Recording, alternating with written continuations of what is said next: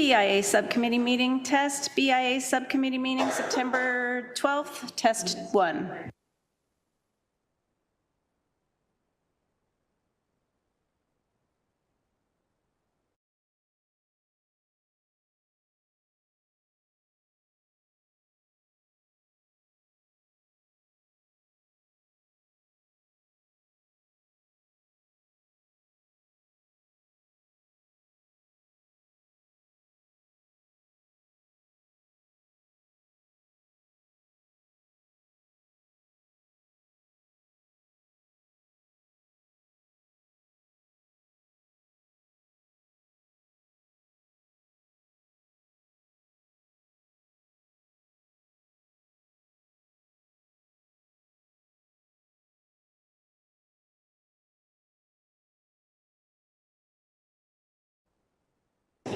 BIA subcommittee meeting test 2, test 2.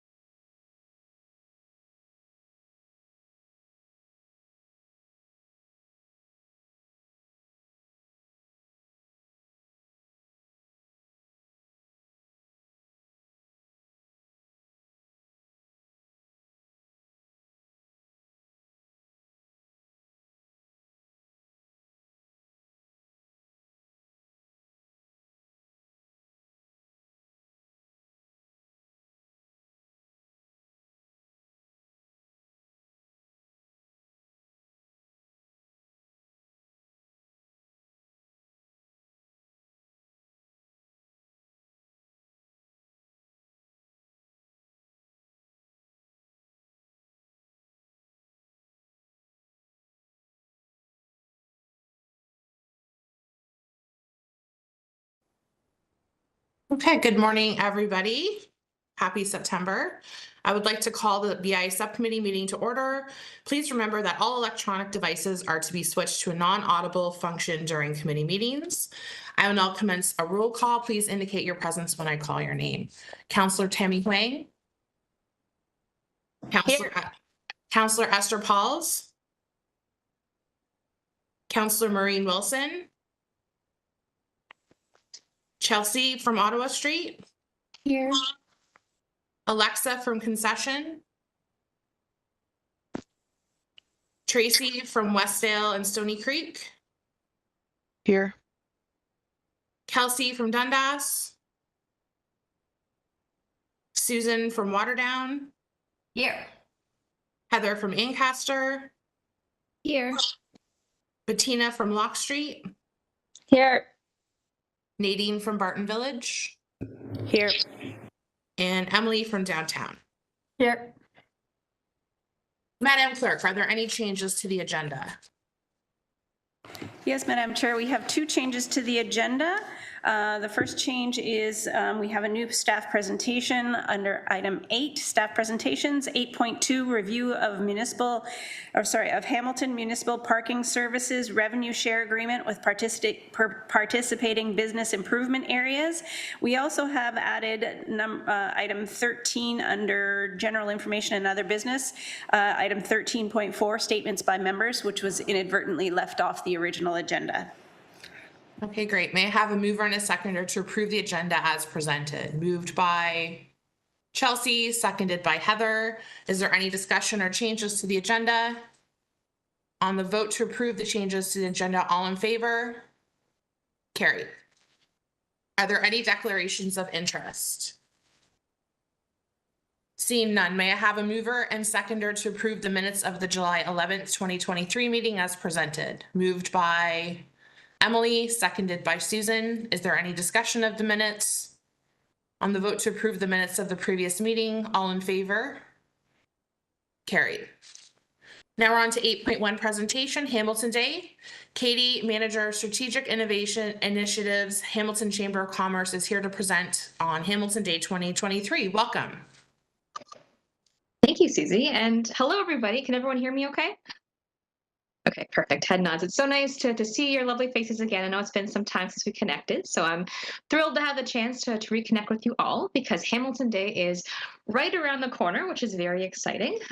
So I put together a small presentation for your group today that I'll do a quick screen share here now. Just give me a moment. All right. Can everyone see this okay? Head nods? Fabulous. Okay. Well, as we know, Hamilton Day is, oh, it's not going to go for me. There we go. An initiative of the Hamilton Chamber of Commerce. And we love Hamilton Day for a variety of reasons. And we love it because it really meets the mandates and what we're trying to do. At the Hamilton Chamber, we represent businesses of all sizes, of all industries. So knowing that Hamilton Day really does have that focus on some key sectors such as retail, hospitality, arts and culture, and personal service, but also on small businesses as well. It lets us really lend that focus spotlight to them, lend that support, and help us grow a strong business community as well as a strong Hamilton community as well.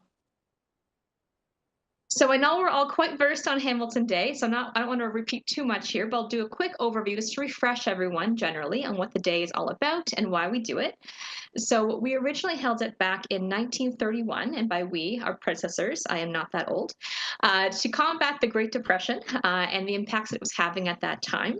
And we thought to ourselves back in 2021, when we were facing similar economic challenges and also low morale, how can we really boost our community, inject local dollars, and really help support those local businesses that were hurting? So we brought this event back, and we thought it was going to be a one-year, one-off celebration, but by popular demand, which is amazing, the day was asked to become an annual event, which is where it's at now. So today we describe Hamilton Day as a citywide celebration of our community and local business.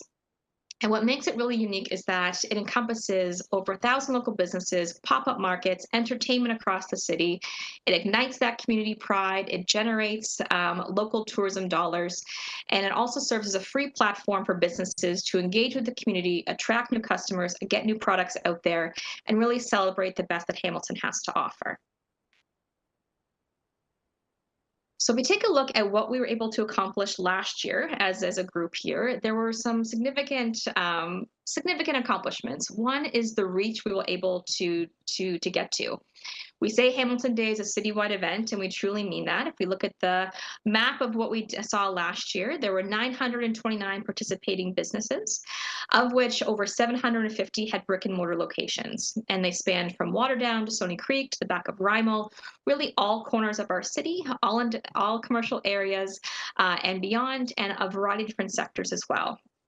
Last year, 11 of the BIAs participated, so all the active BIAs, thank you again for everything you helped to do last year. You truly made Hamilton Day what it was, which is also why I'm thrilled to be talking to you again today to hope to continue that partnership. Last year, we also had 8 community markets. We had over 10 media partners, 19 community sponsors, and the reach of Hamilton Day continued to grow quite quickly, which is always exciting to see.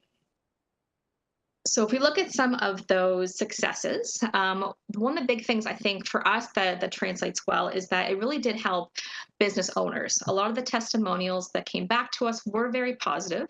Of course, it's always what you put in is what you get out, but many business owners were saying that Hamilton Day did result in increased foot traffic, online sales, or even online activity as well, which is exactly what we want to get out of it. We also saw our social media channels explode last year. They grew 62% over the course of 2021 to 2022, which is exciting. And we also, again, with the support of our partners, won Best Social Media Campaign, Best Promotional Campaign, and Best Economic Initiative. So all feathers in our collective cap that we want to continue to strive for and maintain that level of excellence. So as a quick refresher of what's involved in Hamilton Day, there is really two phases here. The first is the lead-up event, which we like. That's basically when we make our big splash. It's a 5-week campaign where we get out there and not only generate excitement about the day and what to expect, but also raise the profile of local businesses, using it as a time to share knowledge about who's where, who's doing what, who's in our city, who's doing great things, and why it's important to support local and what those local dollars mean for Hamilton. So the marketing mix is quite vast. It includes everything from traditional media, from billboards to spectator inserts to CHCH to Cable 14, radio, you name it. But then also swag through our coasters and our tote bags, and also a high digital presence as well. This is also the time during that phase period where businesses are encouraged to register online, to signal their participation, get on the map, and start advertising to their networks and potential consumers on the day that they are participating in Hamilton Day. And all that culminates to that big day, which is Hamilton Day, and is an exciting new addition to this year. It's expanding, which is nice. So Hamilton Day will continue to be the first Saturday in November. So Saturday, November 4th, mark your calendars, that's the date. But we're also looking to explore an opening night concert on Friday, November 3rd, partnering with Sonic Onion. And then we are anticipating to see some spillover activities onto the Sunday. And we're also working to foster a partnership with the Road to Hope Marathon to further encourage people to make a weekend out of Hamilton Day, stay, and inject more local dollars to our local businesses. Speaking of what's new and coming down the pipeline, these are some things that we wanted to share with your teams as we look to really put pen to paper with Hamilton Day 2023.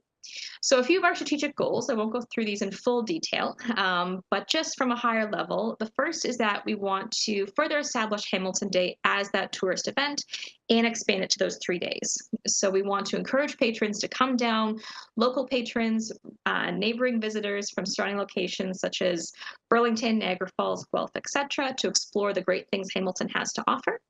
So we're trying to build out a more robust programming schedule. So some walking tours, more live music, some night markets, some concerts, such as through Sonic Onion, create more hotel packages for overnight stage, which is, I think, wonderful to, again, encourage people to come from out of town and make it a full weekend of excitement. So lots of activity generated there. And then strategic goal number 2 is to further strengthen our DEAI outreach strategy. We pride ourselves on being as inclusive as we can be, knowing there's no fee to access Hamilton Day. You can participate online, in person. We are trying to make it as open as possible, but there is always room for improvement.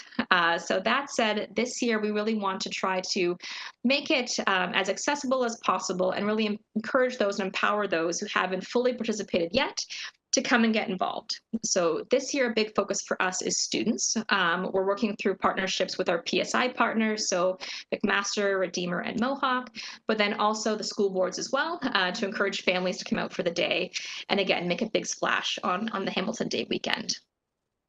And then one thing I definitely want to mention is in terms of us expanding our materials, which we're doing across the board, we are doing a concerted effort to make sure we're expanding your materials as well, to make sure you can more easily outreach to those in your catchments, take the extra workload off your plates, and use the 2 years of experience we have so far to better create materials that will help you with your efforts.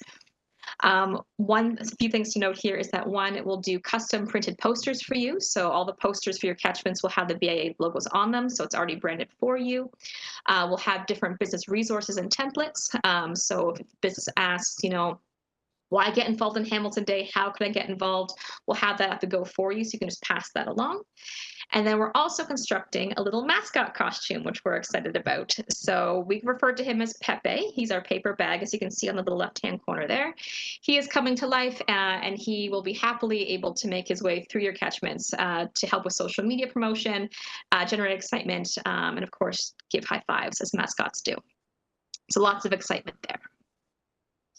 So in terms of a partnership, as mentioned, we really do want to partner with our BAAs. We can't do Hamilton Day the way we do without your partnership. You're so instrumental in seeing this day come to life.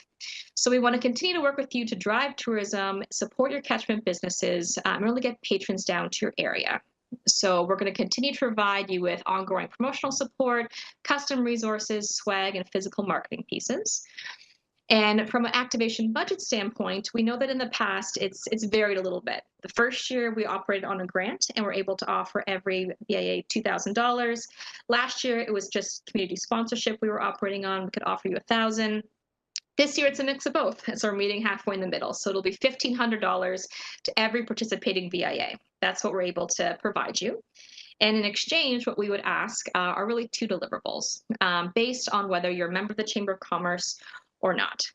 So starting with the left-hand side here, so for the BIAs who are members of the Chamber of Commerce, for that $1,500, we're going to ask two things. One is that you hire performers to create on-street activations, further bolstering that idea of supporting the arts, but also supporting, creating, and engaging things happening in your catchment and activities on that day. So it can be musical acts, magicians, children's entertainers, whatever you think works best for your areas. But also, again, knowing you have relationships as well, we'll put that into your hands in terms of who you think is best.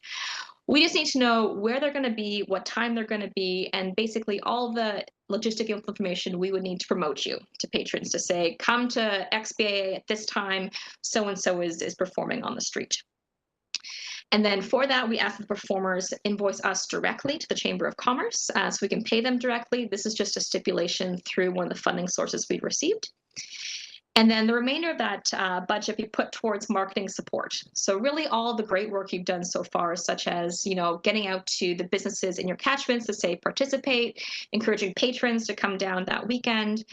So, your social media support, your e-newsletters, and then basically invoice us for that amount, what's left, and just mark that down as digital and print ad buy.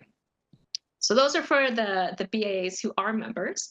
If you're not a member of the Chamber of Commerce, this is a new piece for this year, but we ask that you do purchase a one-time or 1 year rather membership. So out of that $1,500, $430 would be for that membership. The rest you'd be able to use towards Hamilton Day activities, which would be the same two as before, which would be hiring the two entertainers for on-street activations and that marketing support.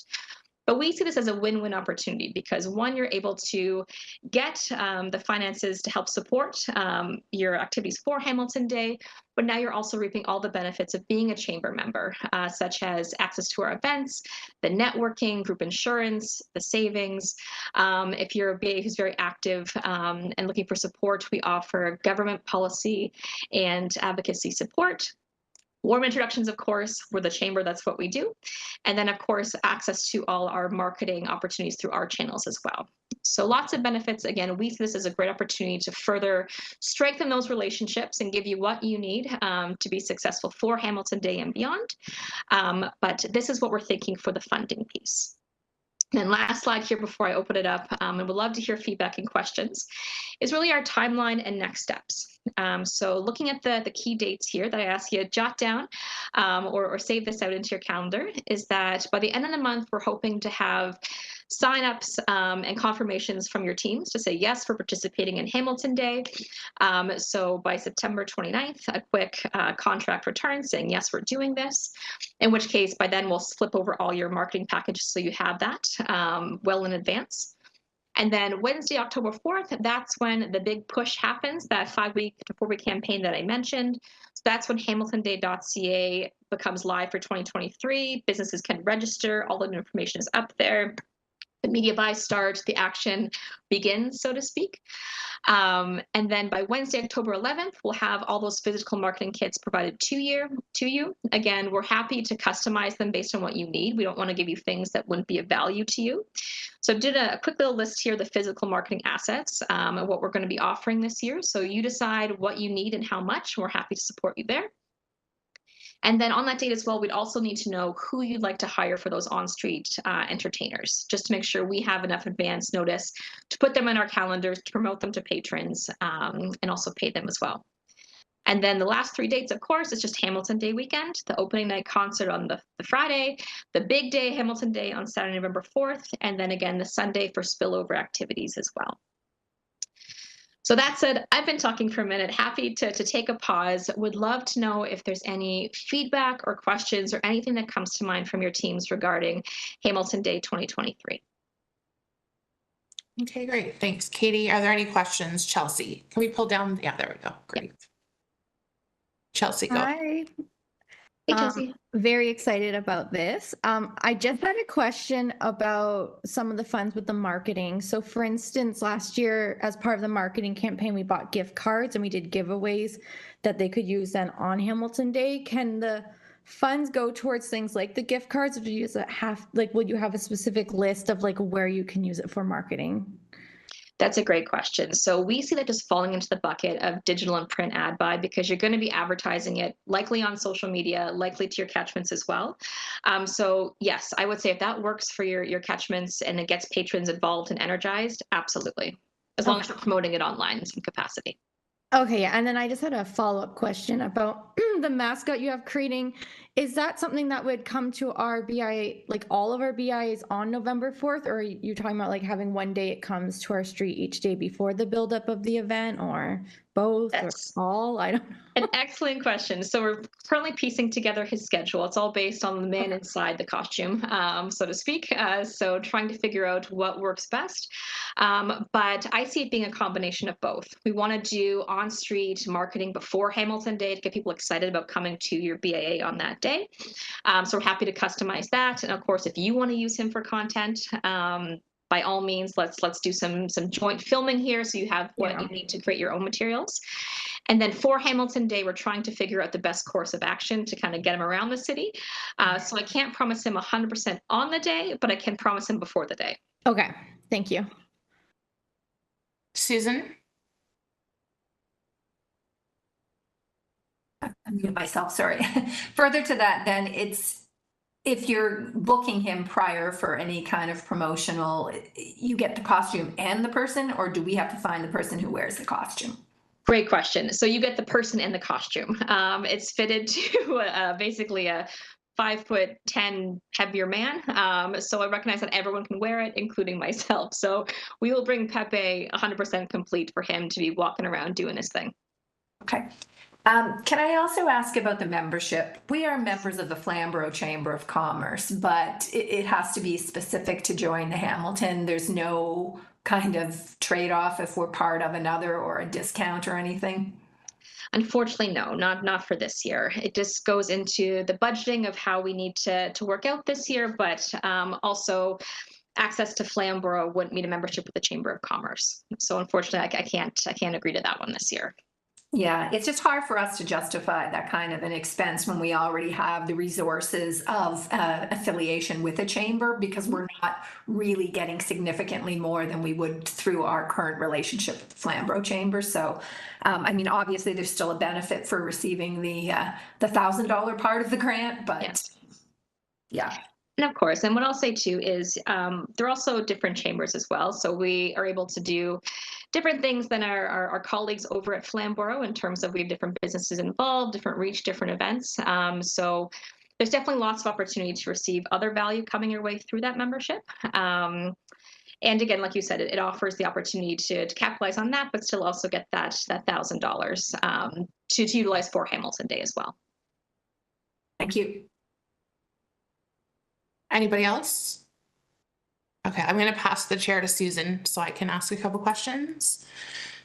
First one, so it's $1,500, and then that's out of that fund comes the performers and the marketing. Yes. Correct? I'll be honest, like $1,500 for performers is really nothing. That'll pay for like one person probably. So just to flag that, that's not a lot of, we're going to have to put extra money in, just flagging that, which is fine. I think a lot of us have budgeted for it, but it's to say like, oh, this is performers and marketing. It's I don't see that there's going to be a lot left over in that, but we'll figure all of that out. We do appreciate it, so I don't want to knock it, just sort of letting you know. And then when it says that they have to bill the chamber directly, that's a little bit complex. What is the time turnaround on them getting payment? Because we usually pay them like the day of they walk away with the check in hand. Quickly. So our accounting manager, Diane, she's on it. So as soon as we get the invoice, we'll pass it to her. It would be within the week. Okay, perfect. And then one thing I just wanted to flag, and I know a lot of my colleagues and I have talked about this in the past, and I've been sort of the odd man out. November is a difficult time for us to do this because we're trying to launch our Christmas programming right after Remembrance Day, and it's too bad that it's not just like a week later so that we could start rolling out some of our Christmas stuff. Because people are starting to get into the mindset at that time. So I just wondered if there was any ever discussion about doing it at a time of year where we really need the push, like in the late winter or something like that, as opposed to like right before Christmas season. That's all I just wanted to comment. Yeah, no, and I'm happy to speak to that, Susie. And I know we've had that discussion. We've had that internally with the chamber as well, trying to figure out the best time frame for that, trying to find a time when the audience would still be captive, but then also, at a time that still fits per se. So our thought was we didn't want to push it too late into November, because the first year I think we did November 20th, and the feedback was it was just too close to the Christmas season and it was too much to have dual events happening. So we decided to roll it back a little bit. October is a bit challenging for obvious reasons. There's so much happening. So our thought was if we kept it in early November, it could at least spark the online or the holiday shopping season, and ideally create those relationships when it comes time to actually people really jumping full force into their holiday buying. They've created these relationships with those vendors and know where to go. So this year we're also going to be putting a push on, we'll be creating this great online resource in terms of who's local, where they are. So when people are looking to go out into those, later weeks, where we start to push out that, we have this great network. Here's who's local. Here's who you can shop from to create some local impact on the holiday season. So that was our rationale. But that said, I totally appreciate thinking to move it back, to the earlier winter months, January, February, where things do slow down a little bit. But I know for us, at least for this year, likely for next year as well, it's probably going to have to be in that early November timeframe just to fit with what the chamber's strategic plans are. Yeah, I do understand that. I just think we're always trying to find things to do in February, when no one's coming out and everyone's locked inside in the winter weather. It would be nice to maybe have something like this then, whereas beginning of November, people are starting to come out for Christmas shopping. So I don't know that it's as needed. That's just my feedback that I would like to see eventually. So I will take the chair back. Is there any other questions or discussion for Katie? Well, thanks so much, Katie, for coming today. May I have a mover and seconder to receive the presentation? Moved by Heather, seconded by Bettina. Any opposed? All right, carried. Thanks, Katie. Thanks so much, everyone. Have a great day. Now we are on to 8.2, review of the Hamilton Municipal Parking Services revenue share agreement with participating business improvement areas. We have Brian Hollingworth, Director of Transportation Planning and Parking, and Amanda McCleven, Manager of Parking Operations and Initiatives, are here to present a review of Hamilton Municipal Parking Services review share agreement with participating BIAs. Go ahead. Hi, good morning. Can you guys hear me on the WebEx? Yes, they can. They can? Okay, good. Thank you so much for having us here today to discuss with you some potential updates to the current revenue share agreement to ensure that we can continue to grow our long-term relationship with our BIAs. There have been several changes to the city environment since COVID-19, and one of the lessons that we've learned is that our revenues can be unpredictable and are subject to several factors on an annual basis. We're looking to make changes to provide some more consistency through the revenue share program. We are also here based on the June 15th motion to council that directed staff to review the current revenue share agreement and report back in 2024 with recommendations to ensure future financial sustainability of the program. The current BIA revenue share agreement with HMPS was approved back in 2010. Essentially, it's 10% of the net operating surplus revenue of the Hamilton Municipal Parking System. And then that's further calculated down, which is always a tricky calculation for us in finance. Sorry, I'm just pushing this out of the way.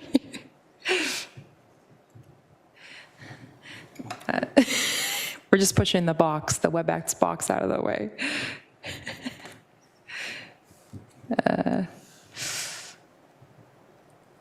There we go. We're just, we're going to move our, can we move it? There we go. Thank you so much. Essentially, it's the percent of the individual BIA levy / individual BIA assessment of the total BIA levies / assessments, and the percent that the individual BIA generates through parking meters is of the total parking revenue generated from parking meters within all of the BIAs. So it essentially takes the operating surplus and then further divides it down between levy assessments and on-street meter revenue.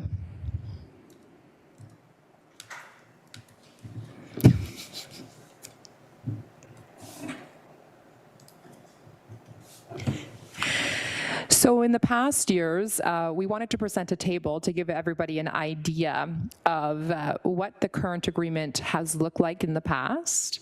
And this is sort of the calculation breakdown per BIA.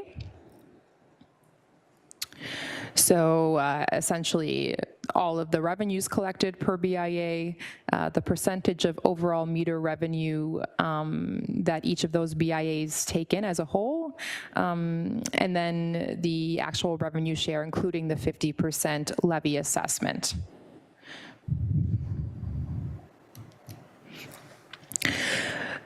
So there are several potential changes to the agreement that we wanted to discuss with you today and receive feedback. The first one we think is really important, which is changing the program from being a percentage of the net surplus operating revenues to the percentage of on-street parking meter revenue in order to avoid BIAs being subject to annual operating costs of our operation. So essentially right now, because the agreement takes 10% of our overall net surplus revenues, you know, on an annual basis, we are hit operationally with, you know, higher electrical costs, or if we have a large repair that comes that we weren't expecting in infrastructure, that all has a big impact on our general overall surplus. And so we think it's unfair for the BIAs to be subject to those annual sort of changing costs. And so if we just focus on street meter parking revenue surpluses, we know a lot more about the consistencies in that budget line, and we could more easily predict year over year what those revenues look like. We also wanted to look at potentially removing the 50% BIA levy and assessment portion of the calculation. So essentially, it is sheerly based upon our meter revenue that each BIA takes in, and that becomes a much more simplified calculation. And also, again, it's not based upon the current levy assessment amount per BIA. We also wanted to look at the contribution rate. So currently, the max contribution rate that HMPS can divvy out to the BIAs is $167,000 essentially, and that has stayed the same for quite some time. Most years we have not contributed more than that in terms of our net operating surplus, but I think that some of the other calculations that we are presenting today would in fact put us over the 167,000. So we are looking to actually increase the contribution room to up to 250,000, which also reflects inflation costs as well. So that raises the contribution room, which means that you know, there is a good chance in the options that we're offering that we would go over that 167,000. We're looking to implement a base rate for all BIAs of $7,500 annually to increase equity and fairness.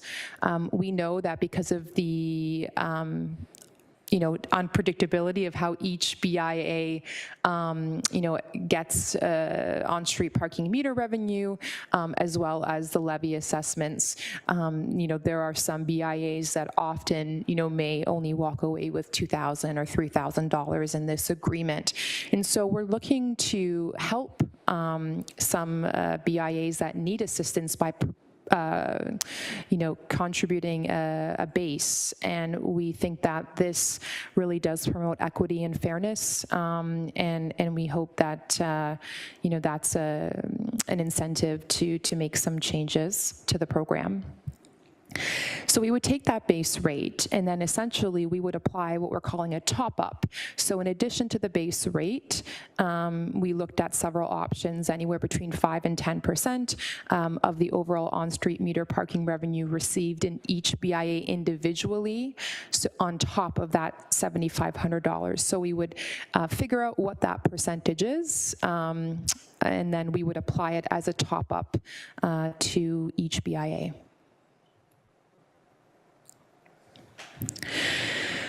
So essentially, in order to make these changes, one of the important factors is it's all based on the premise of supporting $3 an hour in BIA areas on street and in the downtown core. This is in line with our parking master plan that was approved in 2021, and also the climate action plan, because when busy areas, especially in BIAs, are reaching demand for parking, we have lots of people circling and looking for parking, and that contributes to higher greenhouse gas emissions. So we are trying to price our on-street parking effectively, and we have benchmarked these rates both through the parking master plan, but also just during the summer, so we could get an updated number. And $3 is certainly in line with other cities of our size. And so in order to increase our contributions, it would be very helpful for us to provide this rate structure in BIA areas moving forward. One of the things that we'd also like to do is we'd like to amend our eligible expenditures through this agreement. So we'd like to be able to include some active transportation and mobility expenses, such as using the contribution monies for bike racks or bike stations, active mobility community initiatives and programming, EV charging, e-mobility, discounted transit passes. These are just a few things that we thought of that aren't in the current revenue share agreement in terms of what the eligible expenditures are, but we thought that being able to sort of meet some of these goals, which are really city goals, would be a fantastic incentive as we look to change the program. And lastly, one of the things that we looked at as well in conjunction with the revenue share program was the Christmas free parking program, which I know we've certainly had many discussions on over the last few years, and we know how important this program is to BIAs. And so what we would be looking to do is actually reduce the free Christmas parking program to 2 weeks instead of the current 4 weeks. But because of the additional funds provided through the BIA revenue share changes, that there will be opportunities to purchase back additional weeks of parking during the Christmas season to provide it for customers for free based upon those additional revenues through some of the changes that we're trying to make today. So we just threw out some potential options of how we are looking at the changes to this program, and we could certainly go for no change, and that's why we're here today to sort of discuss and get your feedback. And we looked at our base amount plus 5% of overall surplus revenues, so keeping this older model of overall net surplus revenues, and then a percentage of overall BIA revenues. But we think the optimal scenario is actually option 3, which is our base amount of $7,500 plus 10% of BIA specific revenues. So again, this provides the $7,500 to all BIAs and a top up of the 10%, depending on how each BIA performs in terms of on-street parking. When we looked at option 3, we did some sample calculations for you here. And so essentially, we took 2019 and what was paid out, and if we use the updated calculation, what would be paid out today. And overall, it resulted in anywhere between, $3,000 and $7,000 or $8,000 more for each BIA area, which we feel would be a great option, at least as a start, to increase revenues through the program to each BIA.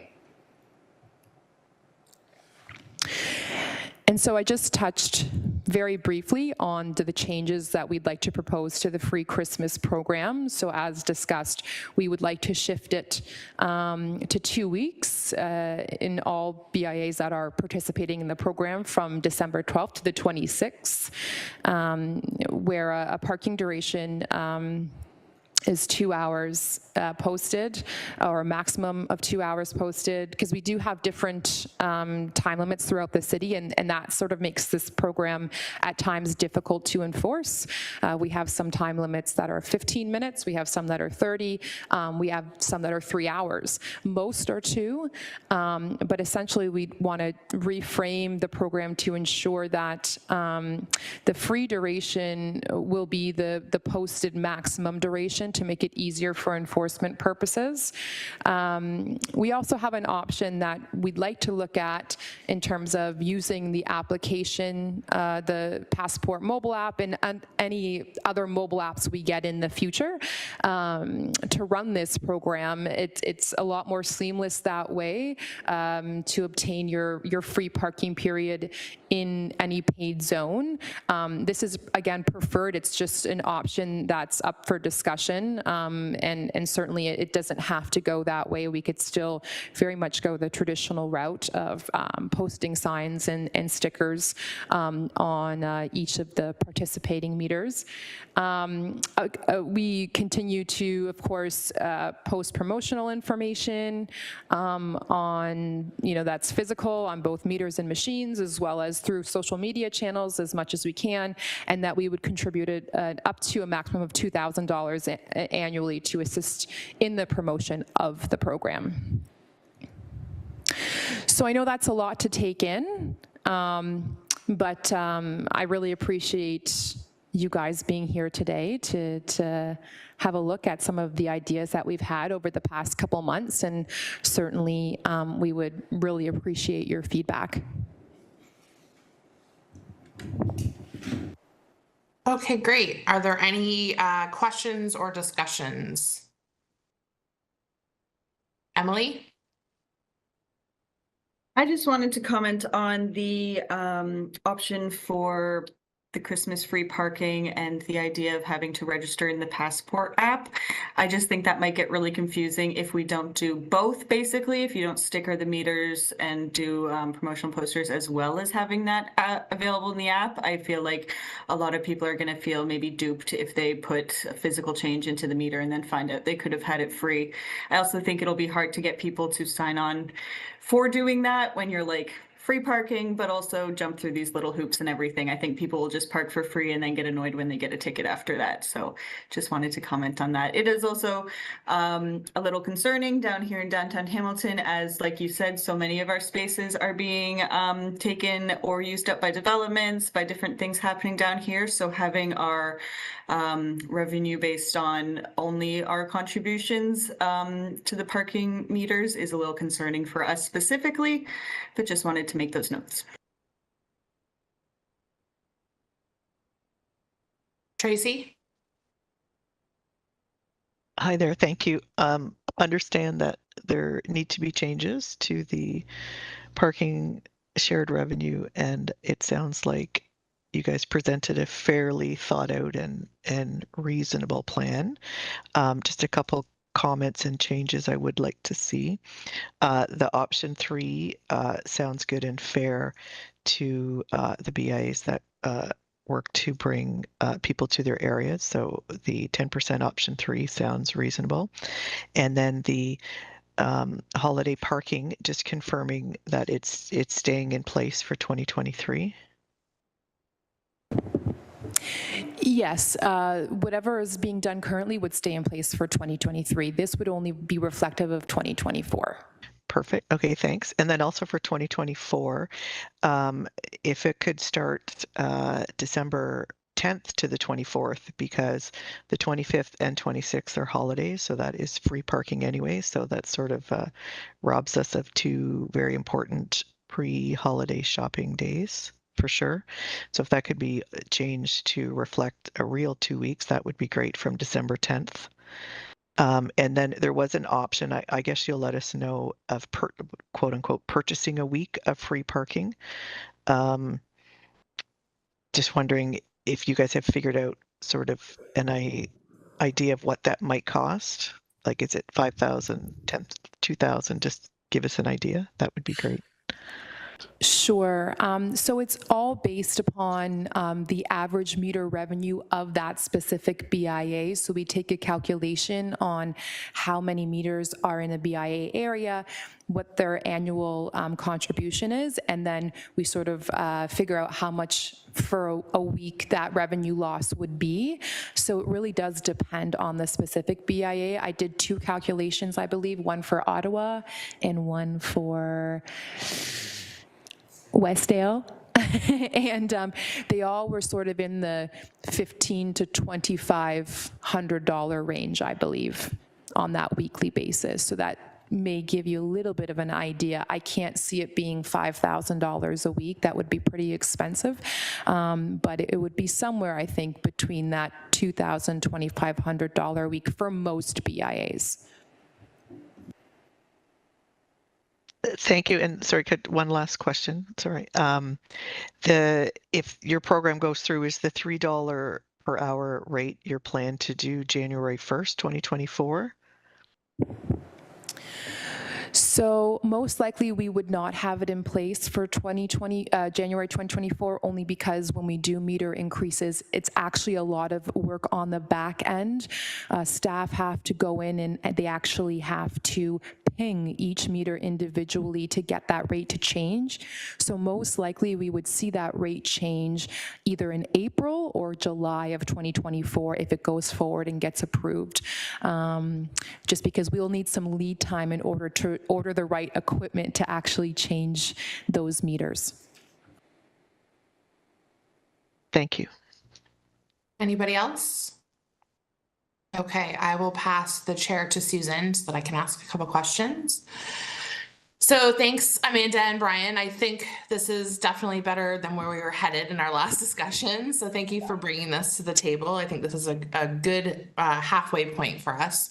A couple things I wanted to mention. I wanted to back up what Emily said. So obviously with us downtown facing Main Street two-way conversion, as well as LRT, we're going to be losing a lot of our parking meters. So will there be contentions made for that?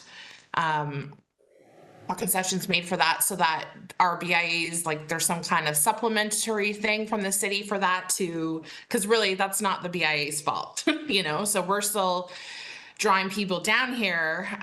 But if we suddenly lose half of our parking meters, that's going to be very detrimental to us. And I know the 7,500 is a great base, but for those of us who get literally twice that, it would be a big hit for us. So I just wanted to flag that will definitely be something that I think needs to be considered moving forward for those of us being forced into construction situations. I had the same question about the costs specifically for what a week of on-street parking would be. So I'm not sure if there's a possibility to get those numbers, like an average sort of high-level number out to the BIAs so that we could bring that to our boards. And then speaking of our boards, I think we need some time to discuss this with our boards and report back. So, which we've done in the past when there's been increases. I think we all need to be aware that a $3 an hour increase maybe doesn't sound like that much, but anytime we've even tried to increase at 25 cents an hour, it's gone to the media and become a really big talking point. So I think we need to go back to our boards and see how they receive that. And then also I would flag that I think the importance of the city stating that this was a plan that they had prior to even these discussions with the BIAs is important as well, because, you know, I would hate for us to get blamed for these increases. But yeah, are you comfortable with us going back to our boards and sort of bringing comments forward at another meeting?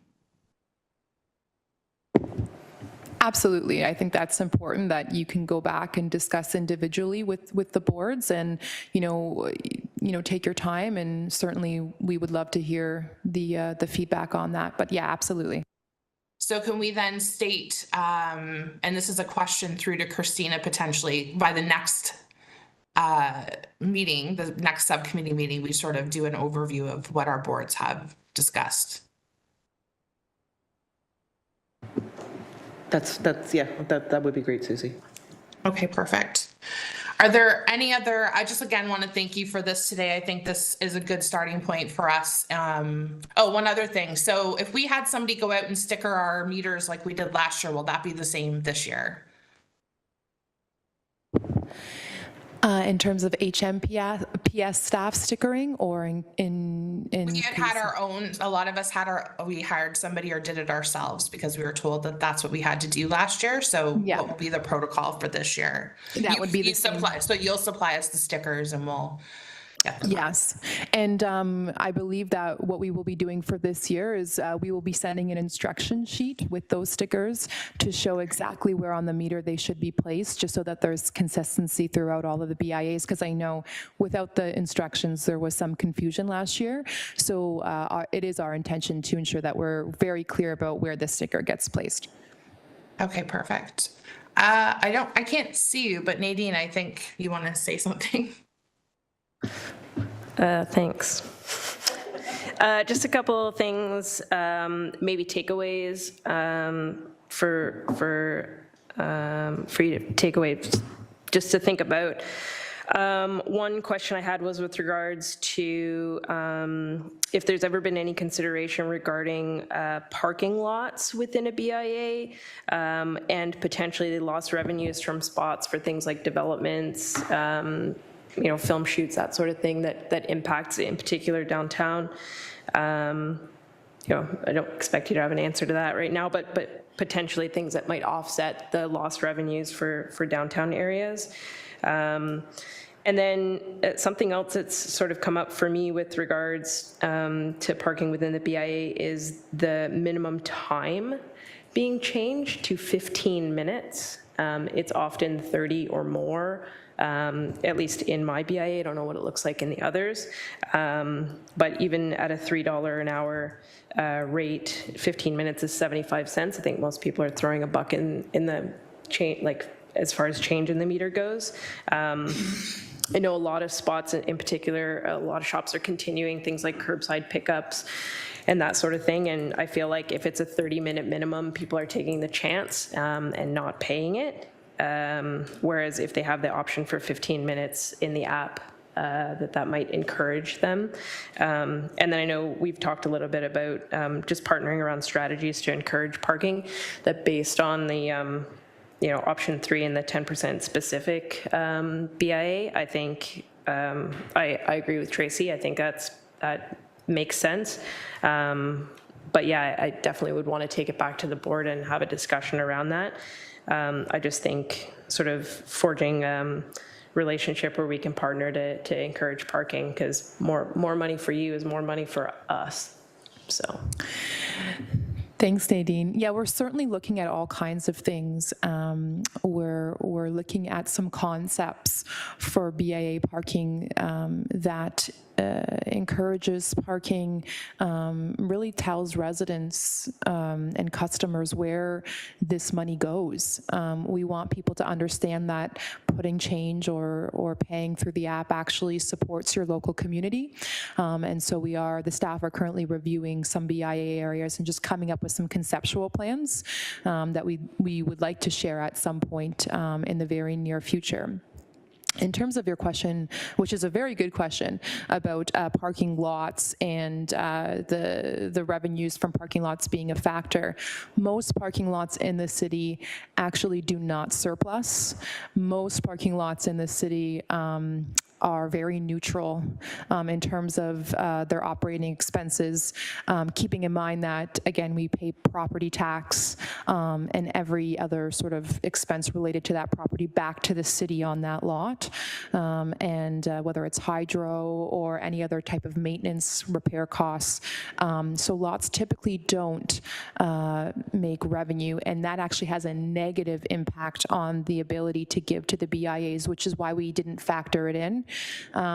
We looked at that, certainly, but it actually brings the overall down. And so we don't want you to be subject to, a couple of our lots being, cold patched like crazy one year because we just have so many holes, because that's just an expense that we feel you shouldn't incur. So I hope that makes a little bit of sense on that one, but we certainly appreciate your feedback and we'll take it into consideration. Tracy, did you have further comments? Yes, thanks, Susie. Just one last question I forgot to ask. Just confirming that 2023, the free Christmas program is going to go from November 24 to December 24th, same as last year? Same as last year. Thank you very much. Okay, great. Are there any further questions or discussion items? Seeing none, may I have a mover and seconder to receive the presentation. Moved by Alexis, seconded by Tracy. All in favor? Carried. Thanks so much. I will now pass the chair to Susan so that I can do my motion for my expenditure request. Okay, so we have a expenditure request from the International Village Business Improvement Area. So Susie Braithwaite, International Village BIA, could you please introduce your motion respecting expenditure requests for your area?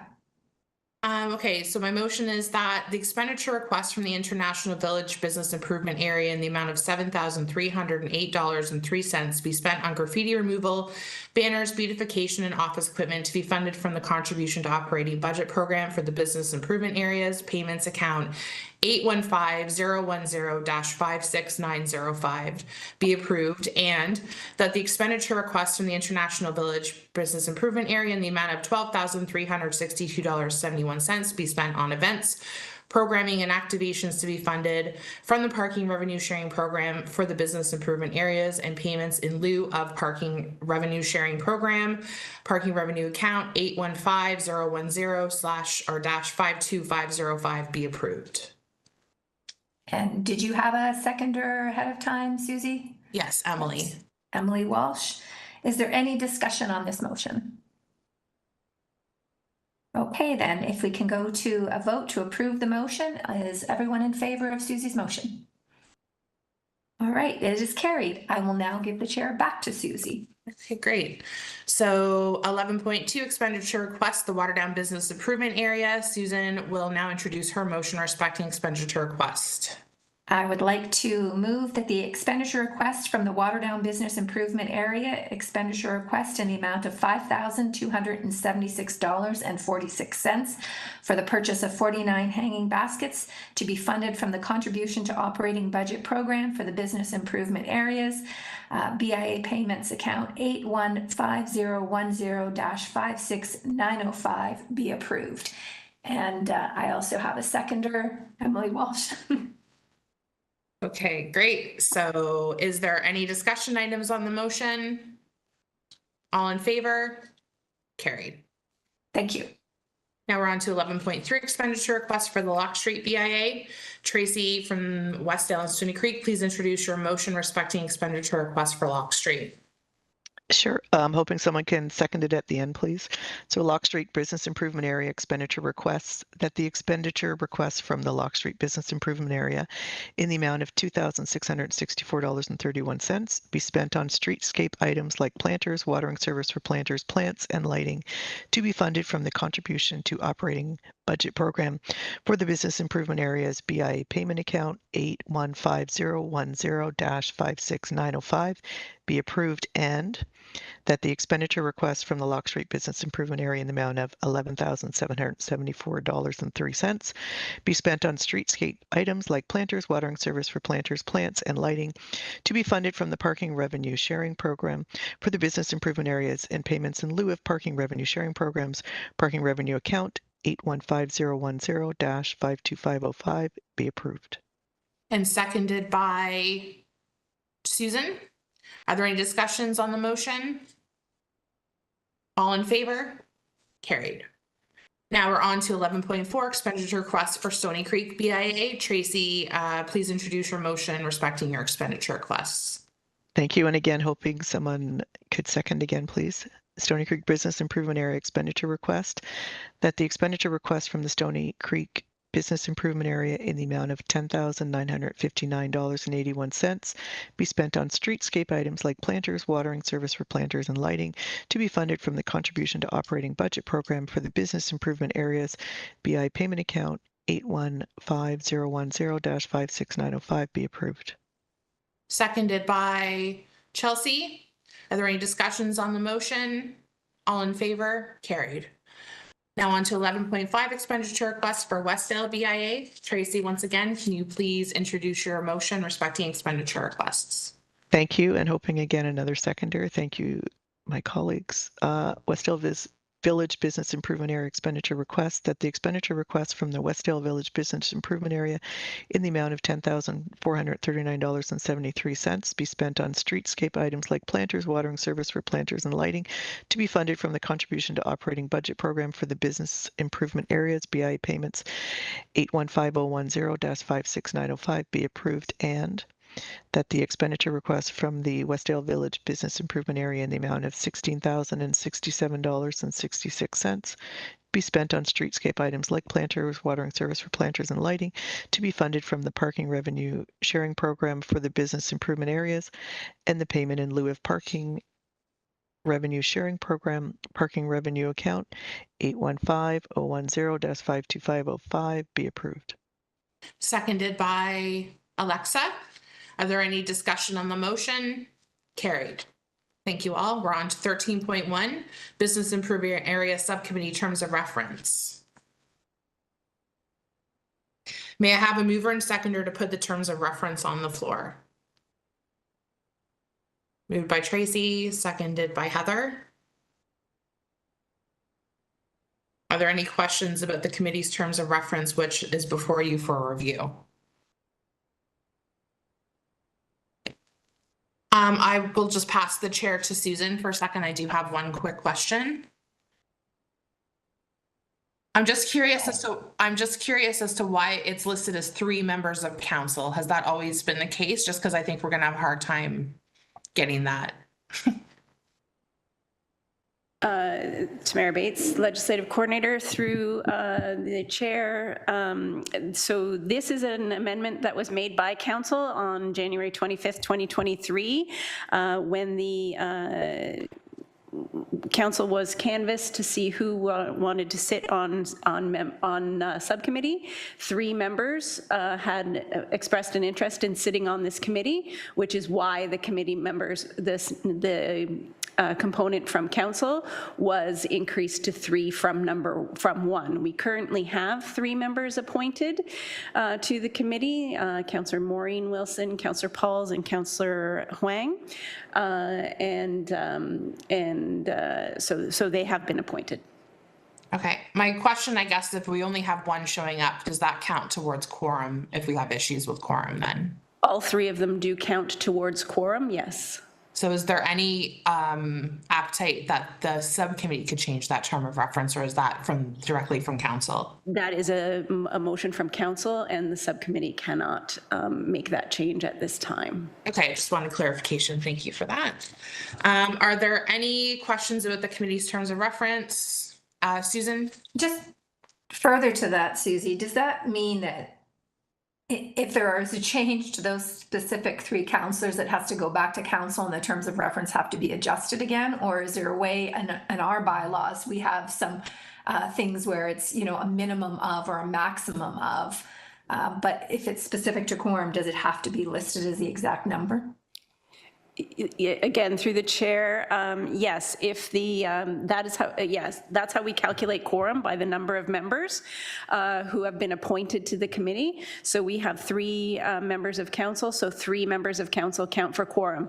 If one of those members of council wanted to resign and no one stepped up to take their place, then council would most likely move to amend that, could move to amend that, the terms of reference to reduce the number of councillors to 3. Similarly, if 2 more councillors wanted to serve on this committee, and then council could increase the terms of reference, the membership to 5.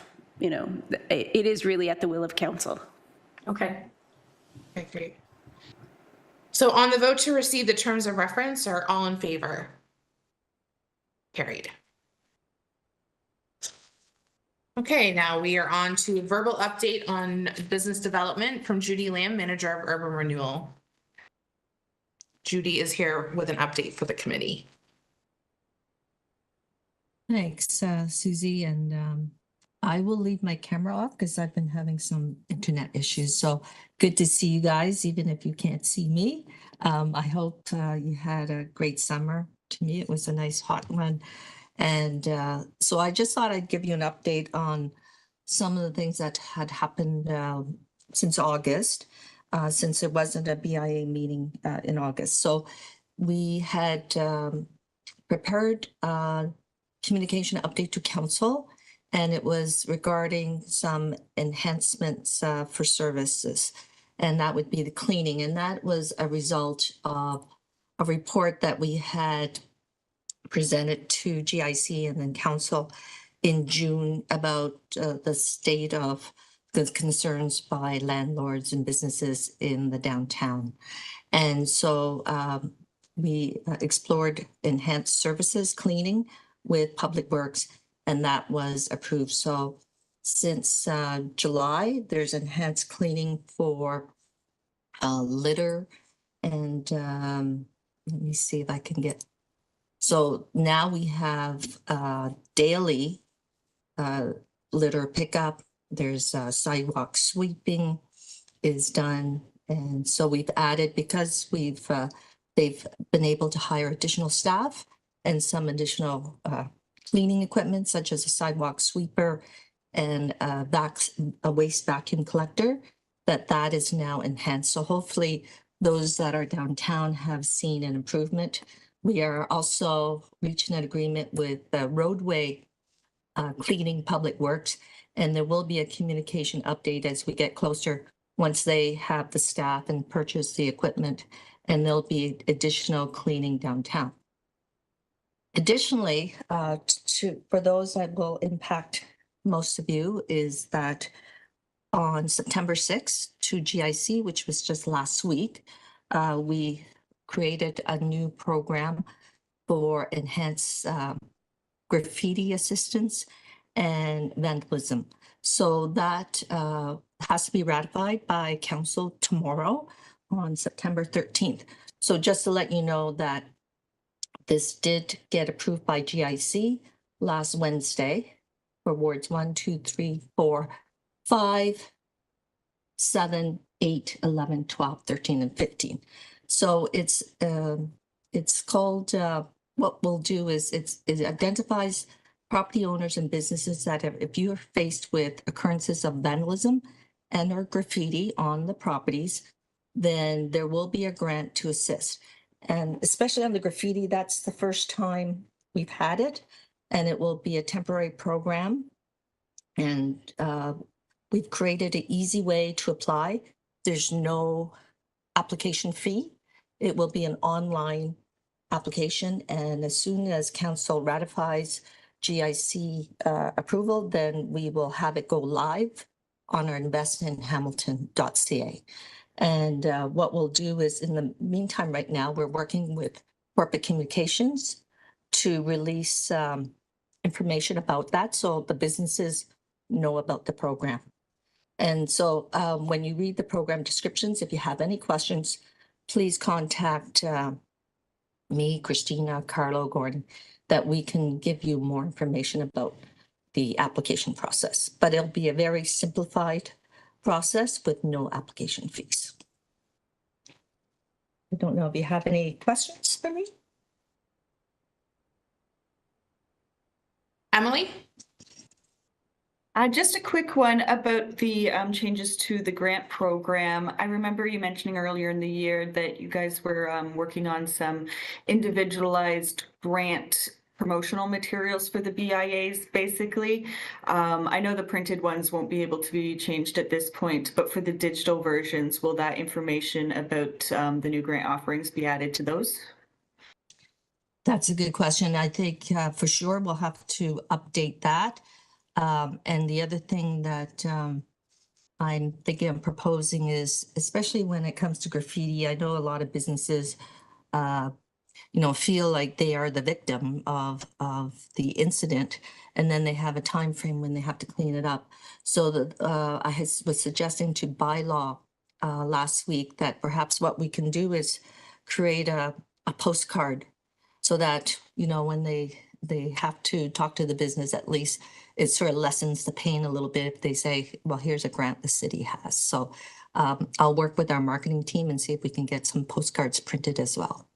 I think that'd be a fantastic idea to be putting out that information along with the orders to comply. I think that's a really good one. Right, thank you. Susan? Yeah, I just wanted to add on that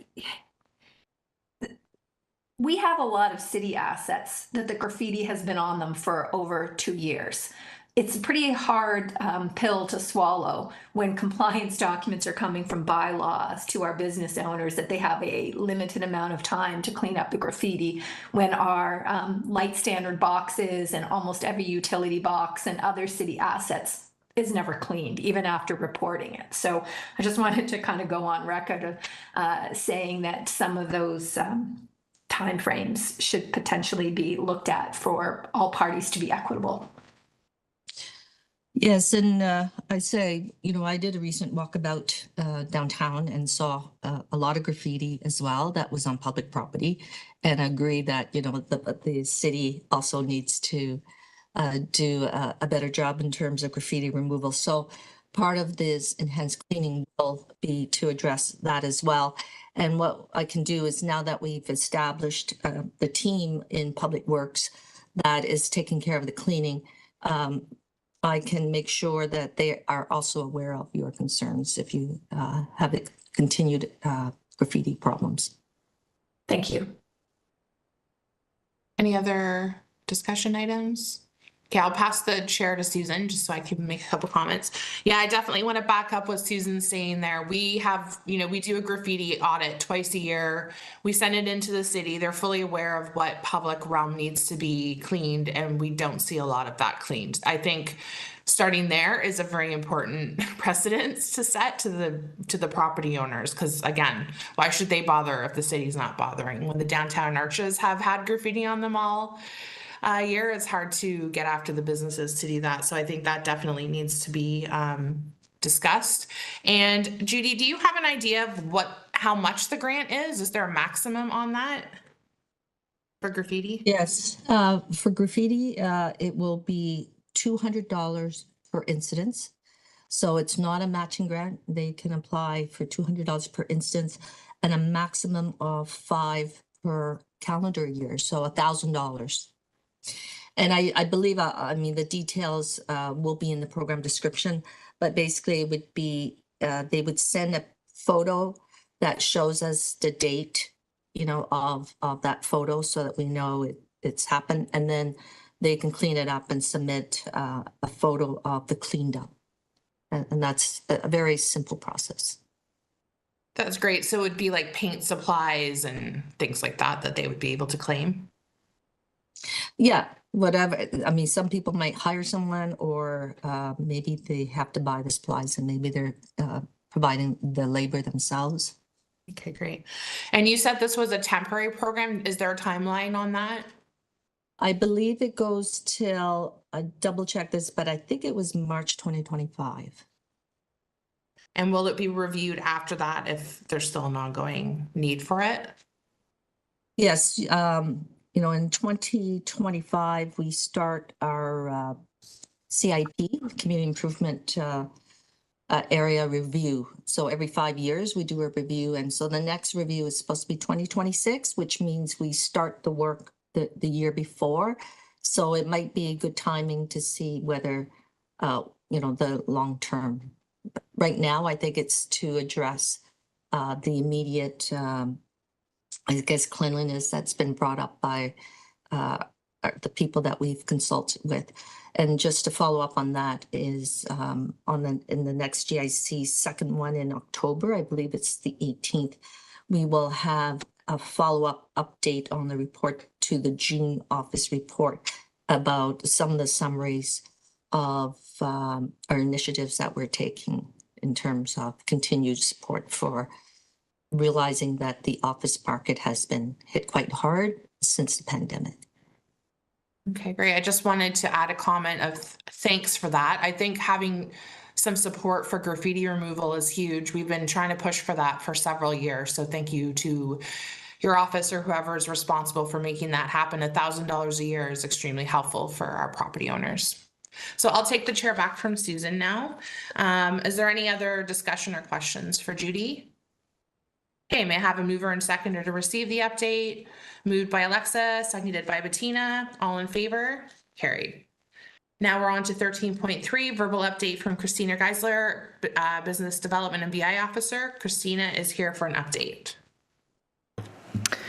Thanks, Susie. Hi, everybody.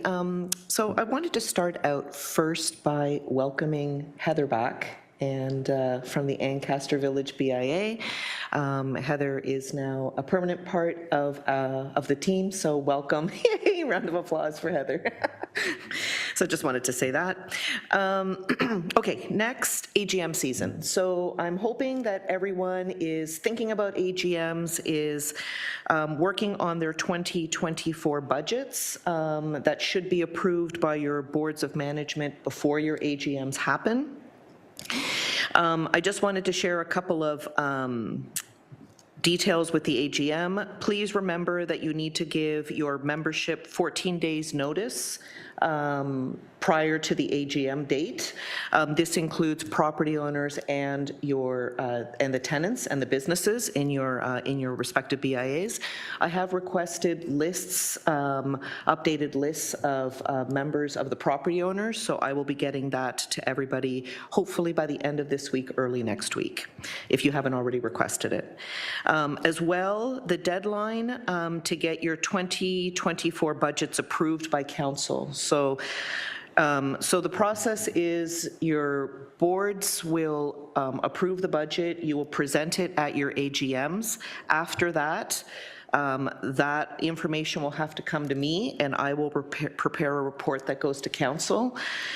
If you want to get your budget in front of GIC by November 22nd, I need that minimum before October the 6th. That's the lead time that I need to get sign off on all the reports.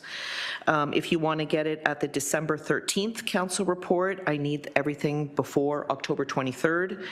And if you wanted to get it in the first GIC of the new calendar year, January 17th, I would need everything by before December 11th.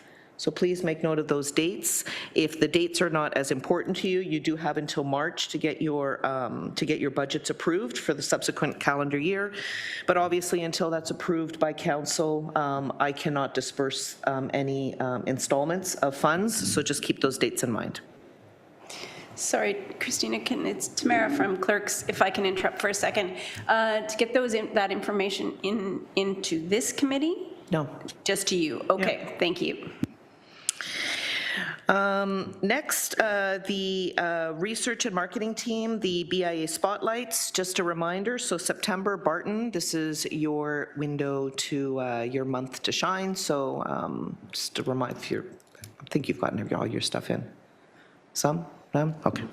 You have September, and then in October, we've got Stony Creek, November, Westdale, and December will kick into the Holiday Spend It Here campaign, and there will be some details coming forward on that as well.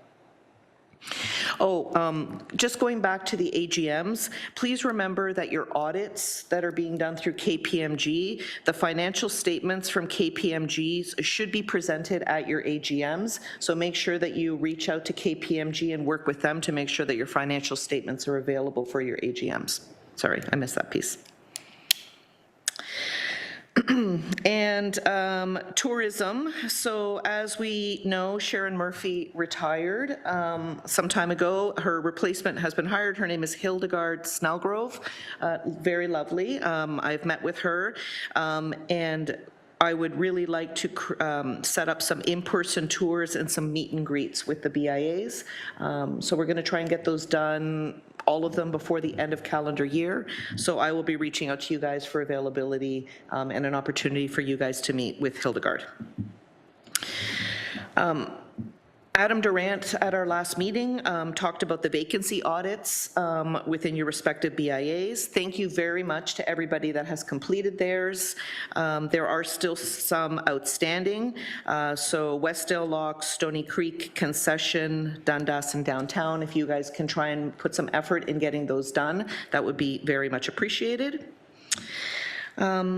And then I also wanted to provide an update on the utility box wraps, actually the traffic control boxes within your respective BIAs. So those that have not been done, the RFQ went out, the vendor has been selected. I'm working with transportation to try and get these coordinated. We're hoping to get these started before the colder weather creeps in, but they're coming. So I sent a list of utility of the traffic control boxes to the BIAs. Thank you for those that responded. For those that didn't, I had to work off of the list that we had, so I hope it's okay. And then I will keep you guys up to date moving forward as these start to go in. So with respect to the utility boxes, I just want to clarify, transportation operations moving forward, any utility boxes that come out of the warehouse are starting to come out pre-wrapped. So they have an inventory of images. There's licensing agreements with the artists on how often images can be used. This second wave of images and artist callouts, there are none that are location specific, so they are all just graphic and artistic. So unfortunately, because of the logistics of how the program is moving forward, the BIAs, you're not able to request specific designs because there's no way that traffic operations could guarantee that that would be replaced if something were to happen to the box or through their natural cycle of upgrades and all that kind of stuff.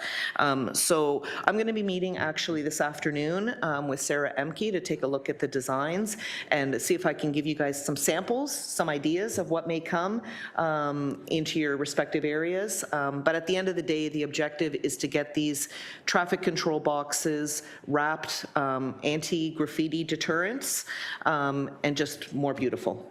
So there's going to be some work with the vendor and having to clean up the boxes and prep them prior to them being wrapped, and then the actual wrapping of the boxes themselves. So hopefully we'll start seeing some of those roll out sooner than later. Bless you. And then finally, NOSH Week. So as we discussed, NOSH Week has been pushed out to February. I would like to start conversations with any BIAs with any executive directors that would like to form part of this kind of focus group on what that looks like and how we collaborate with the RAM team, with the research and marketing team. and tourism as well.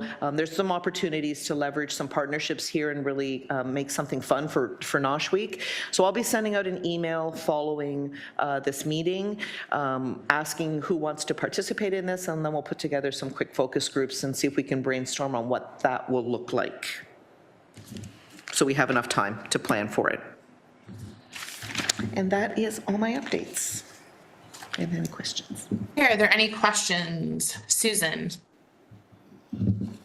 I have just a couple here.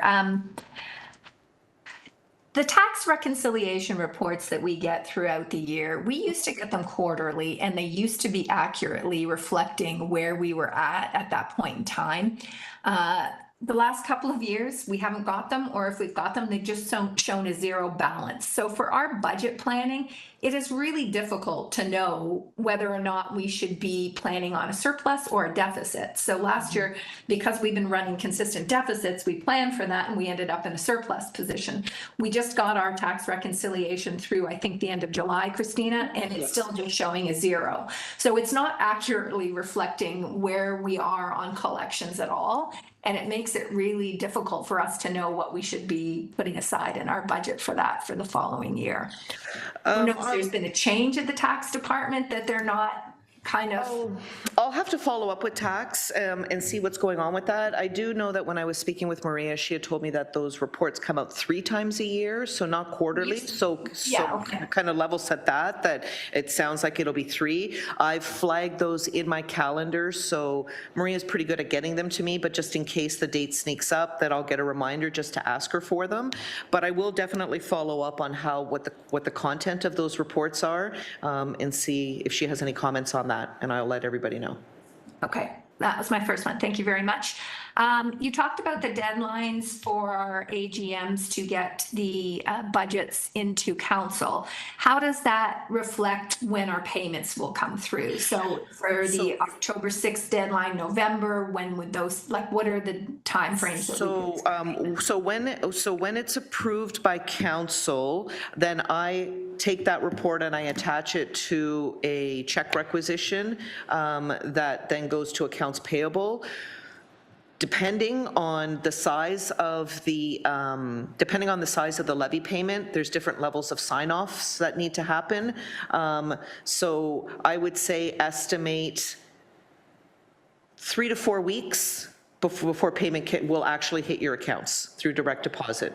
And that's just being conservative with sign-offs and then getting the completed check requisitions to accounts payable and then for them to actually disperse the funds. Okay, thank you very much. That's helpful. And my last question was, with the Nosh Week, you talked about looking for input from BIA representatives. Will there also be some restaurant, or can we bring a restaurateur onto those focus groups? It's totally up to you guys, whatever you guys want.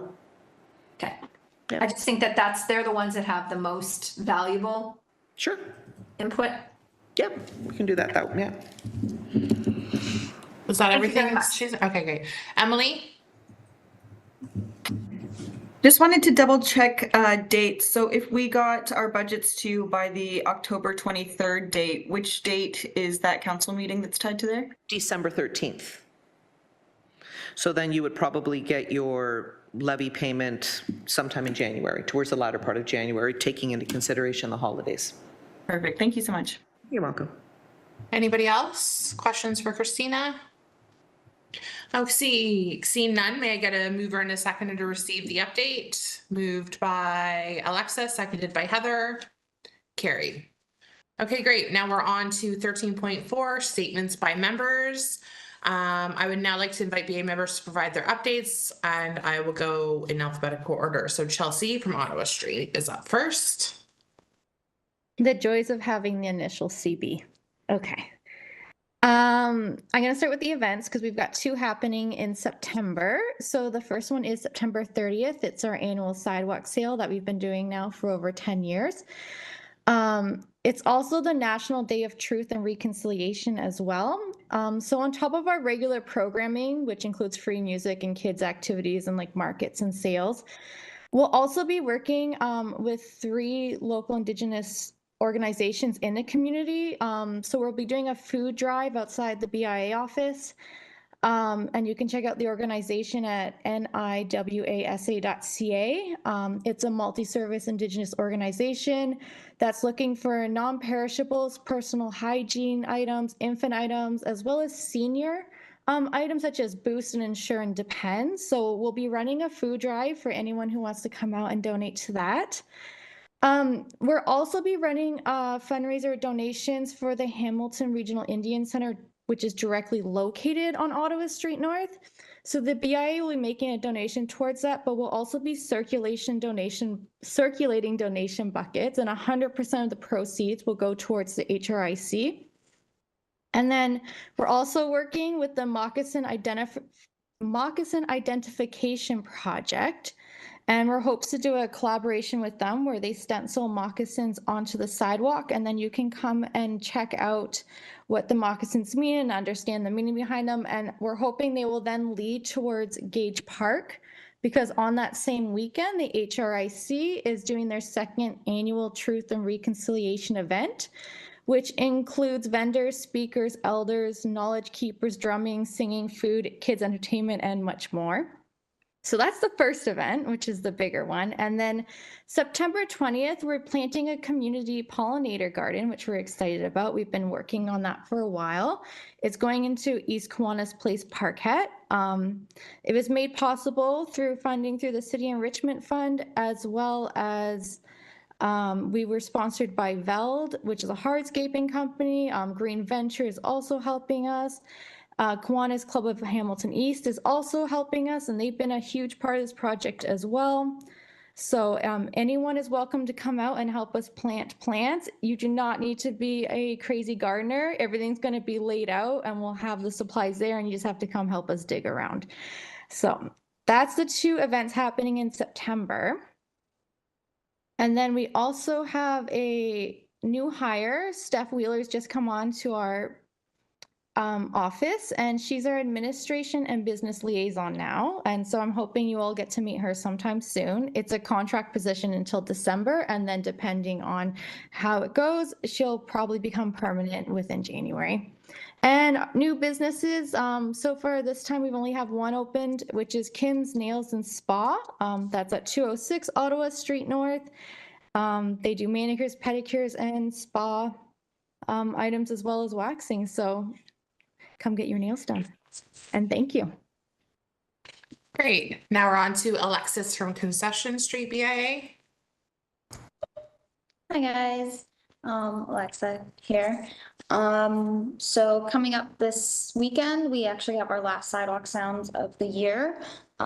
We have 5 artists lined up to perform, and we have sidewalk sales by the businesses and any specials that they have.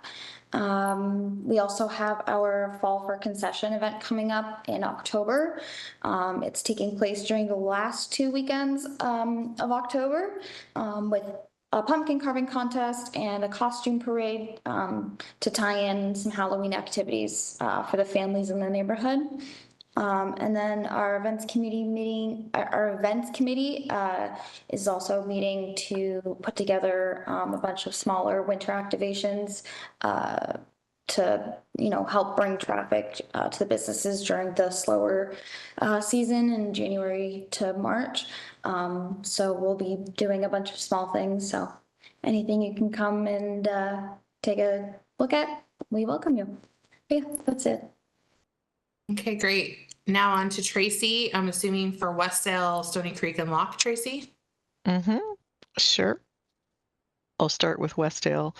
The students are back, which is great. It's a big push, a big bonus for Westdale area. Our market continues for a few more weeks, and our Westdale live music continues till the end of the month. And when our October West event happens, lots of live music and fun. And also we're expecting this weekend to be FOCO, which is the fake homecoming. So hopefully you don't read about us in the news for parties and car turnings and stuff, but it is a very busy time for all the businesses here. In Stony Creek, we have a couple little activations, a Jazz Apple Fest and a Pumpkin Fest coming in October. Our market continues this week, and we have a big development in Stony Creek starting very soon. We expect the demolition to start this month or next, which is exciting for Little Stony Creek. It'll, over the next few years, make a big transformation with condos right on the street and more commercial on the main floor. And on Lock Street, we have our third and final Sundays Unlocked this Sunday. Hopefully the weather's good. And we'll be switching over to sort of a fall harvest look on our streetscape, actually in all the 3 areas. And yeah, it's lots of activity on Lock Street as well. Our patios are doing well. Yeah, that's about it. Okay, great. So now we are on to, is Kelsey here? I don't think so. Susan from Waterdown.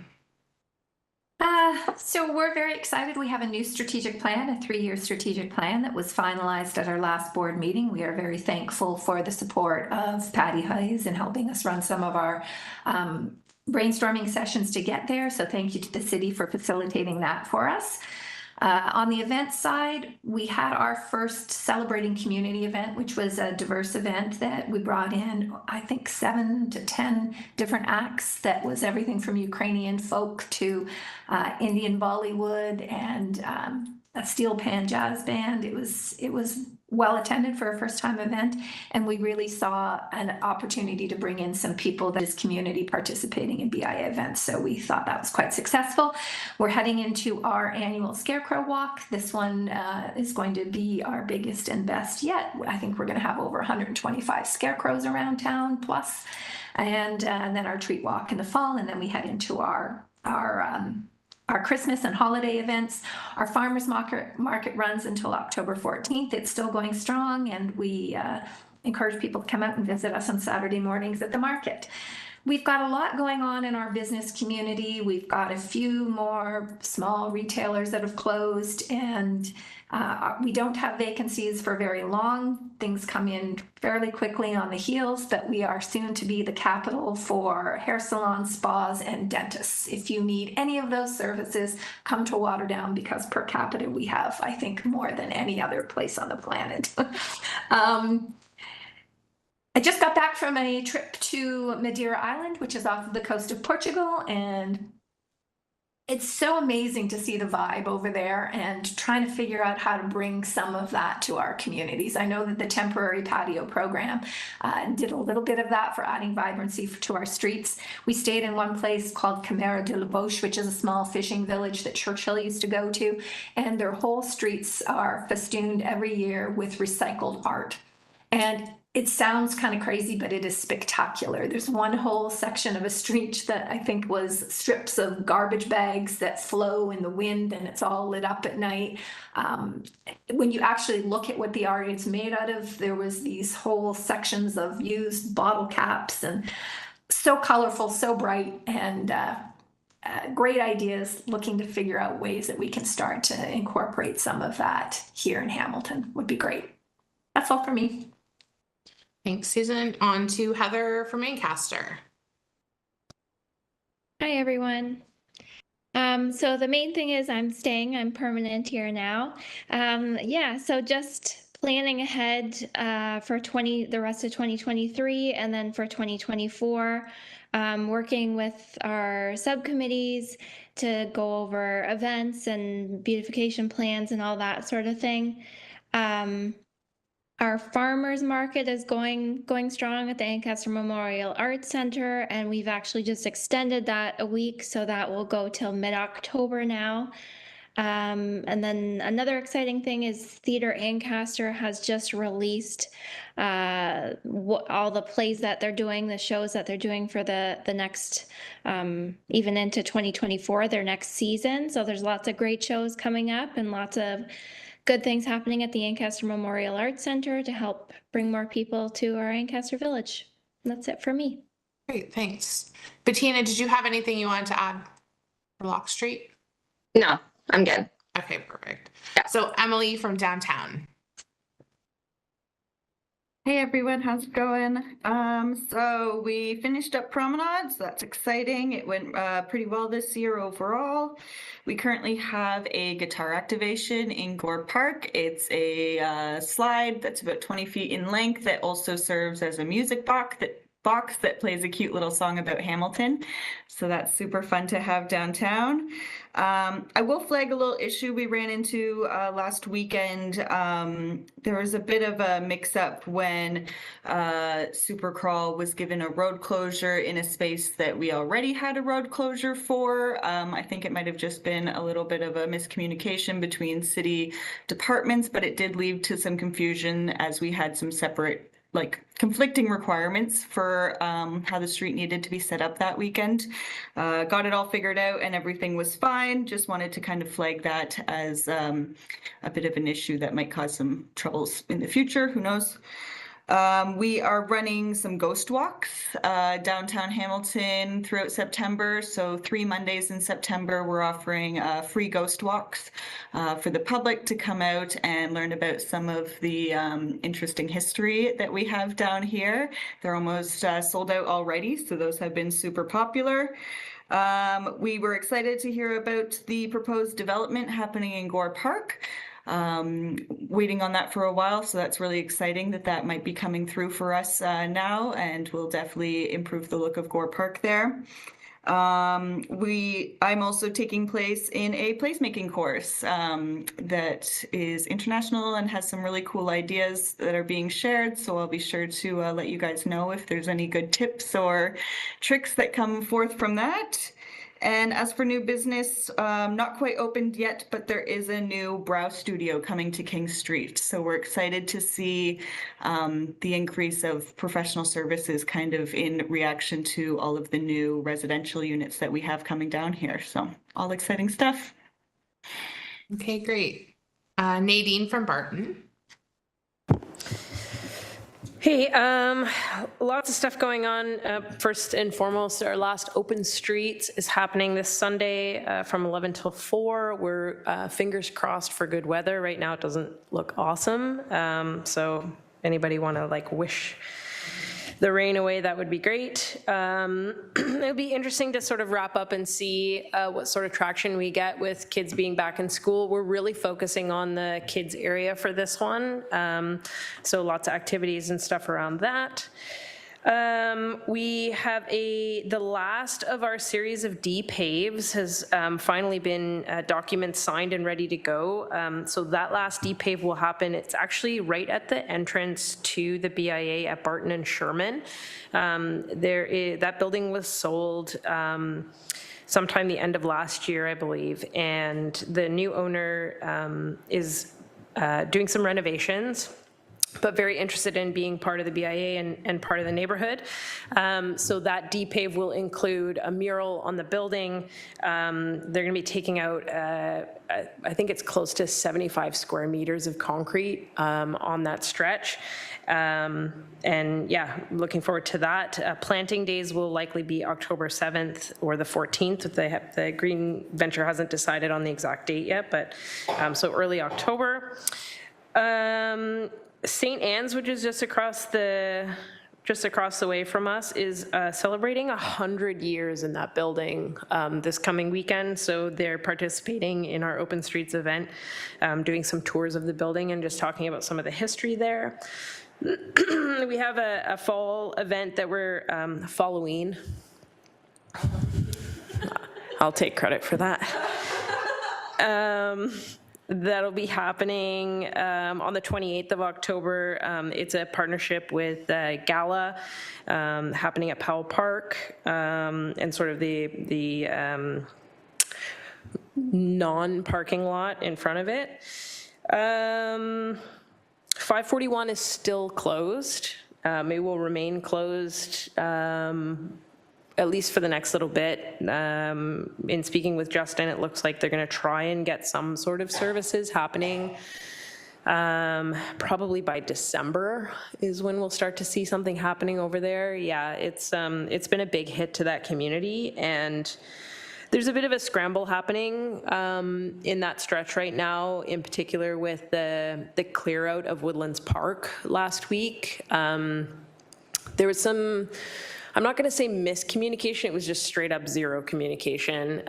As the notices were handed out to encampment residents at Woodlands on the Friday afternoon, and there was no communication at all to the councillor nor to us, and therefore the services that are being provided to those folks, all the outreach, nobody was aware of what was happening, and it was basically just a scramble.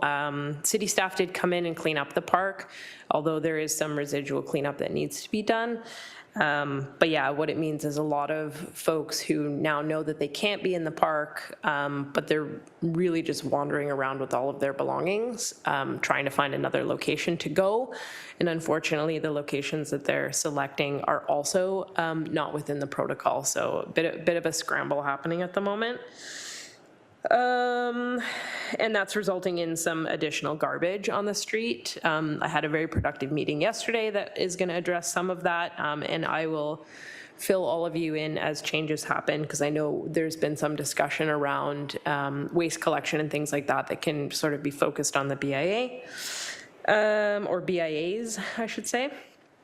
As far as new businesses, so the packing house is the butcher shop that will be opening at the corner there at Barton and Sherman. National Mattress Outlet Plus, which I missed last month, did open. There are some rumors about a new lunch spot going into the fisticuff space. I don't have details about that yet, but I'll let you know when they're going to be opening. A place called Narette Jamais, which means never have I ever, is a clothing retailer from Montreal that's opened up in the last couple of weeks down our end at Barton and Sherman. Maisie's Pearl is weeks away from opening. They're just waiting on the last of their building permits to be closed. And Hottie's is open. If you guys haven't had a chance to go down there yet, their smash burgers are delicious. And fortunately, there's not a whole lot of burger smell in my office because they're right next door. But yeah, it certainly is compelling to pop over there and grab lunch. So. And just as a separate sort of note to everybody, some of the assets that we acquired through doing open streets, like tents, the AstroTurf, the hammocks, misting fans, all that sort of thing. We're building out a rental program for those items that will be available to the other BIAs, should you have need for those kinds of things, or other community groups. It is a bit of a nod to the tool library. We'll see if we can revive it in some capacity, but you know, no sense in having these items sitting around collecting dust if other individuals can be making use of it. And obviously those rental fees really will just help us to pay the fees of our road closures for next year. Yeah, but I think that's it from me. Okay, great. I will pass the chair to Susan so I can do my update. We have a new business called California Dream Lounge, which is a hookah lounge at 185 King. Right now, we are just trying to figure out what we're doing for the rest of the year. It's been a very, very challenging summer down here, to say the least. I don't need to get into the weeds, but I am tired and brain dead, so we'll just keep pushing, but it's been very stressful at times. Like Emily, I'm also taking place in the placemaking course through the Project of Public Spaces team, which is a firm out of New York City. So we're hoping to bring some different ideas back downtown, I guess, or across the city. Shakespeare's Restaurant celebrated 50 years this summer, so we're very excited about that, one of our longest stakeholders. And Theatre Aquarius will be resuming their season on September 29th at the end of the month. So we're just busy right now looking at a new fall campaign. We're also going to be rolling out a new coupon sheet, which we're looking at doing a mail out this time. And yeah, just really busy, but hoping that things start to calm a little bit so we can get to some of the events and things like that. So I will take the chair back from Susan. And may I have a mover and seconder to adjourn? Oh, Alexa, did you have something you wanted to? I completely spaced and I forgot to mention a few businesses that opened recently. Okay, go ahead. But we had a concession tattoo open recently, finally, and the Mountain Buds cannabis shop opened up as well just this past weekend.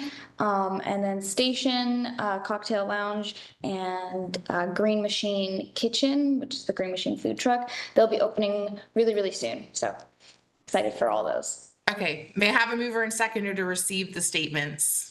Moved by Bettina, seconded by Chelsea. All in favor? Carried. And now may I have a mover and seconder to adjourn? So moved by Bettina, seconded by Susan. All in favor? Carried. Have a great month, everyone.